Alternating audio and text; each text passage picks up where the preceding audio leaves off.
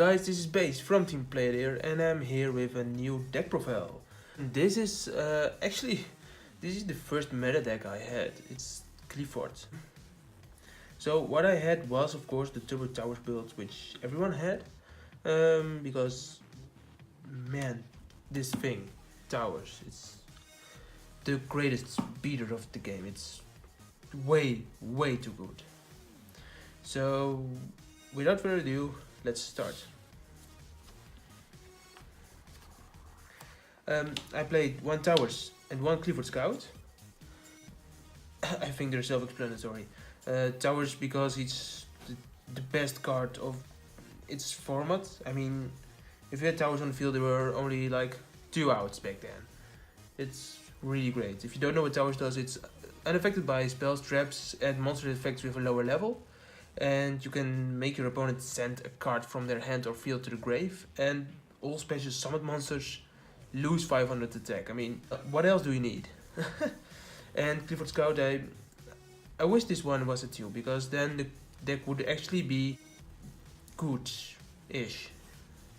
I mean, it would be playable in a competitive way. I played 3 Qliphort Monolith. So Monolith actually lets me draw cards when I tribute it for Towers or I tribute it for another Qli. It actually says when a Qliphort monster is used as tribute for as tribute summon, you can draw cards equal to the number of Qli monsters you tributed. So yeah. And then 2 Qliphort Shell. Qliphort Shell is the main beater. It's a 2800 beat stick and it's gonna attack twice. So that's really good. Qliphort Stealth. It's the card you actually want to have on the field before you can summon the Towers.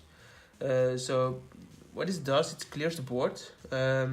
If you use the small Qlis to tribute summon it and you use his effect as last chain link, then first the Helix and the Carrier go bounce or destroy cards, and then you can use this to bounce another card and your opponent cannot respond on this.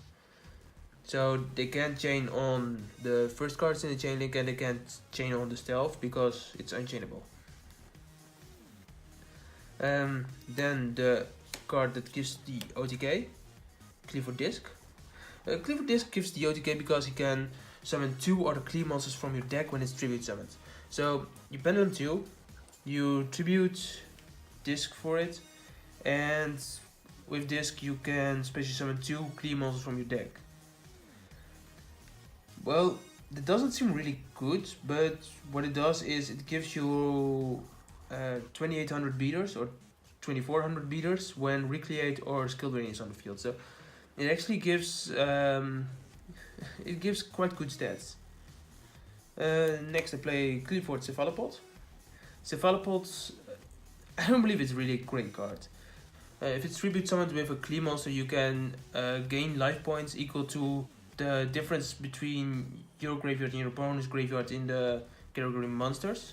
So if you have 0 monsters in your grave and your opponent has like 5 monsters in the grave, you gain 1500 life points. So that's pretty good.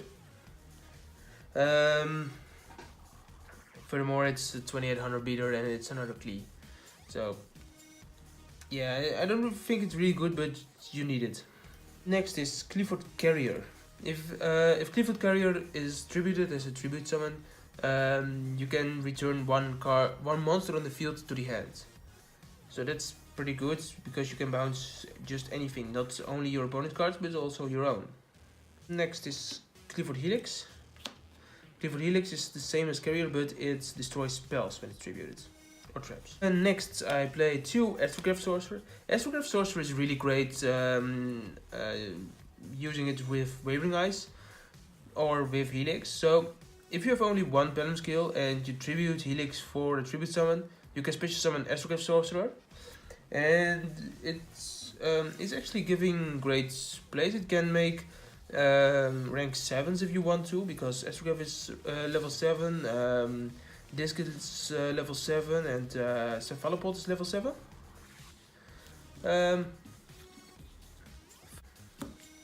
Further, it's it's really great for getting electromites off the field, of course. When it's special summoned, you can add a card to the hand from your deck which was destroyed this turn. So that actually gives you an extra bonus because you destroyed with Helix, your premium skill. You can then search it. If you can special summon this, then you can search the destroyed card from your deck. So if you destroyed Monolith, you can actually return a Monolith from your deck to your hands. So you get the effect of Monolith because you tribute summoned previously, like I said. That's actually pretty good. Next is Sacrifice. And oh man, I can't believe they turned it down to 0 from the ban list. So what Sacrifice does is it gives you an extra tribute.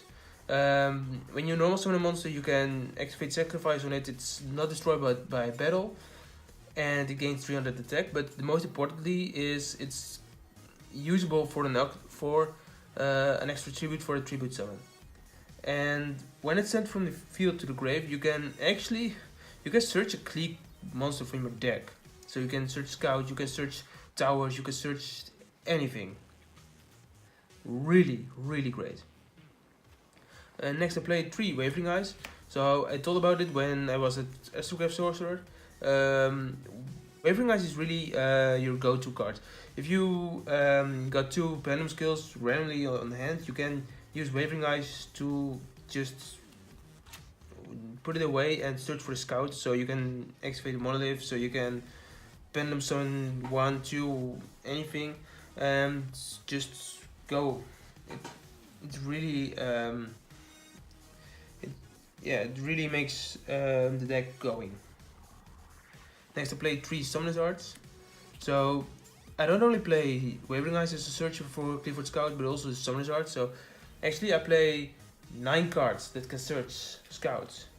And I believe it's necessary for the deck. I believe it's necessary, and I believe it's really bad if you don't run all those searches. Because Scout is your card you need. You can't play Qliphort without Scout, and the more I say it, the more it becomes real. Scout is just at 1. You needed it too, because if it's banished, it's gone. You won't get it back. Next, I played 3 one-offs. Monster Reborn, Raigeki, and Laser Clip. So Monster Reborn came off the ban list, and that's really great. It helps the deck, possibly. Especially when you actually could go for the Xyz summon, and you detached one of your Qliphort monsters, you can just use Monster Reborn to reborn it. It's really amazing. Raigeki is self-explanatory, and Laser Clip, it gives the extra tribute. If you need to get the extra tribute, like a great example is when you have great Pendulum skill and one Pendulum monster in your extra deck, and you got Qliphort Disc on hand. With Laser Clip you can actually tribute summon the Qliphort Disc, and with Qliphort Disc you can of course special summon the 2, and you can use the Sacrifice to search the towers to tribute summon the towers with Laser Clip. And if you got Monolith on hand, well, you just got 4 draws. I mean, how great is that? So next I play 3 Lose One Turn, because the Qliphort monsters don't really care if their effects are negated. You just want them on the field, and you want to go to your tribute summons as fast as possible, and Lose One Turn actually stops your opponent. So next I play the Godly Trio, Solemn Warning, Solemn Judgment, and Imperial Order. I think especially Imperial Order needs a little explanation. You cannot just go Imperial Order and fuck your opponent. You need to make sure you don't need a Scout or Monolith anymore. So you need to have your towers already, or you need to have your place already, which makes the towers. You can just activate it. That's really important about the card. And Solemn Judgment and Solemn Warning, of course, self-explanatory. You can always use Solemn Judgment. It's always live. That's the really great thing about it. And Solemn Warning, you need to be able to stop plays.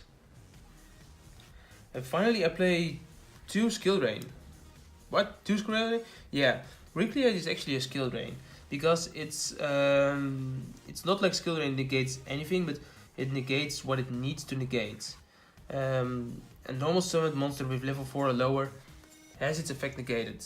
A special summoned monster with level 5 or higher has its effect negated.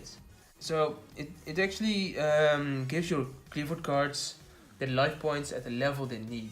Because when you normal summon a Qli, it's level 4 or lower, so it has its effect negated, making it the beatstick it is. If it's level 5, or if it's special summoned or pendulum summoned or anything, it is a level 5 or higher.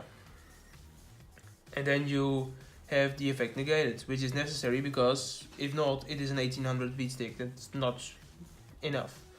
And when you got a tribute summoned Qliphort, it hasn't its effects negated because it is a level 5 or higher tribute summoned monster. So that's a really great thing about Recreate. It negates what it needs to negate. And skill drain of course negates anything. What you never must do is having skill drain on board while towers on hand, because you just fuck up your towers. Because towers isn't unaffected when it's being summoned, it's unaffected when it's on the field, and skill drain just negates its effects. So it says towers, your effect is negated. Yeah, don't use skill drain before you summon towers. Then we're going to the extra deck. So really interesting this extra deck is because Qliphort never had really a card they could go to in the extra deck, and now with links they have, and I'm really excited for it. So first the Qli cards, and that's 3 Qliphort Genius. Qliphort Genius is actually really amazing. It's giving your search abilities way more chance, because you can search when there's 2 Qliphort monsters or machine type monsters special summons to the zones E points to. That actually gives the upper hand. So you could pendulum summon 2, then search towers, tribute summon the 2 and genius for towers, and go on. Also, it's unaffected by spell and trap effects or activated effects from other link monsters. Something that towers isn't unaffected for. So yeah, this thing is really a danger. Borderload Dragon actually, it lost me a game. My opponent activated or summoned Borderload on me and attacked towers, took it over and just killed me. It was such a bad deal. So Borderload Dragon is really a dangerous card. You don't want to go into towers, letting him able to special summon a Borderload Dragon and take over your towers, because that's what Borderload Dragon does, because it's not a level or a rank monster, so towers is not unaffected by these. That's really important. What it also isn't unaffected for is Top Logic Bomber and Saryuja. I play both, and I never actually used them, but oh man, if you're able to create one of these, that would be insane. You could actually summon Qliphort Disc, making it giving it 2 of its monsters, and let them all gain the effect of Saryuja. Then you can use Skill Drain and let them actually not having lost their attack. So their attack would be all be 3300. So their attack could be all 3100. That's really amazing. So you have 3 3100 and a 2800 beatstick. Then I play Deco Talker, of course, never used it. I play Heavy Metal Rose Electromite. Actually used this once. There's only a few plays you can make it with. You need to have Wavering Eyes, where you need to use both your helixes to destroy your pendulum skills. If not, you cannot make electromite. So it's kind of tricky to play it, but you don't make it very often. Next to play Akashic Magician, and actually that counts for all the lake monsters, of course, except for the Qliphort geniuses because they're Qli. But the other cards, they're all circumstantial, all because you need to have no Qli monsters in your pendulum skills. Yeah, Akashic is self-explanatory. I actually run it in every deck. It's the best Link 2 monster, I believe. Another great Link 2, a No-Clock Taker. A No-Clock Taker actually gives my opponent's monsters less attack, and with Qli that's really amazing because you can just run over them already without even letting them lose attack. At these seldom moments I can exceed, I actually play a rare Dice Flare Metal Dragon and Big Eye. I never play them.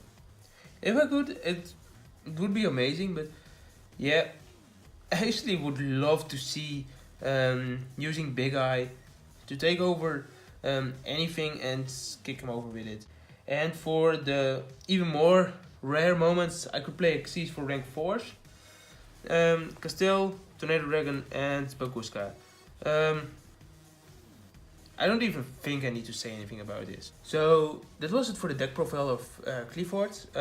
It's not really a Turbo Towers build or a Speed Towers build, anything. But it's also not quite a stun build. I use stun cards, but not stunny enough. I actually believe it could go on for a casual level, but to be competitive it needs more. It needs a scout, or it needs yeah, it really needs more. Thank you all for watching, and please keep on watching. See you next time.